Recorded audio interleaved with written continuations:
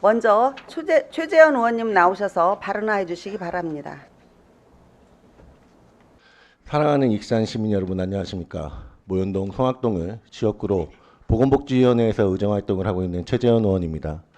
먼저 5분 발언에 기회를 주신 한동현 부의장님과 선배 동료 의원님들께 감사하다는 말씀을 드립니다. 본 의원은 금일 발언을 통해 묻지마 범죄 대응을 위한 우리시의 정신질환자 관리 지원 체계 구축과 시민안전보험 확대를 촉구합니다.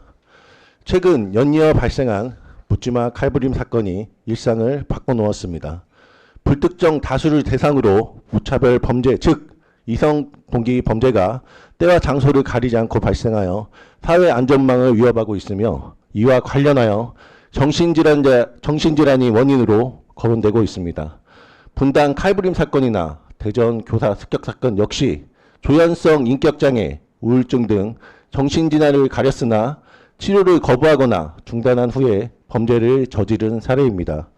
뿐만 아니라 살인 등 강력범죄를 예고하는 글이 8월 기준 총 476건으로 집계되었는데 검거된 235명 중 41.3%에 해당하는 80명이 19세 미만 청소년으로 확인되어 또 다른 충격과 우려가 커지고 있습니다. 이러한 사건들은 핵가족화로 인한 가족 간의 소통 부재, 청소년 시기의 게임 중독, 취업 실패, 가정 내 불화, 학교 폭력 등으로 사회화 격리된 결과입니다. 이로 인해 중증 질환으로 악화되며 결국 고립된 은둔형 외톨이로 이어질 수 있습니다. 실제로 정신질환자 범죄율은 높지 않지만 정신질환자가 범죄를 저지르면 피해가 심각한 강력범죄에 해당하는 경우가 많습니다. 불특정 다수를 향한 분노 표출 또는 극단적 선택, 고독사 등 사회 문제로까지 이어질 수 있는 가능성을 지역사회 차원에서 분명히 인지하고 이에 대한 대책을 수립해야 합니다. 시장님, 정신질환은 치료 시기를 놓치지 않고 치료받는 것이 중요합니다. 우리 시는 관내 정신질환자들의 회복과 사회복귀 등을 위해 2000년부터 원광대학병원에 위탁하여 정신건강복지센터 1개소를 운영하고 있습니다. 정신질환 예방부터 조기 발견 치료 복귀까지 전 주기에 걸친 연계성을 강화하기 위해서는 우리 시민의 정신건강복지센터의 인력을 대폭 확대하거나 추가 운영을 검토를 통해 정신보건 인프라를 견고히 구축해야 합니다.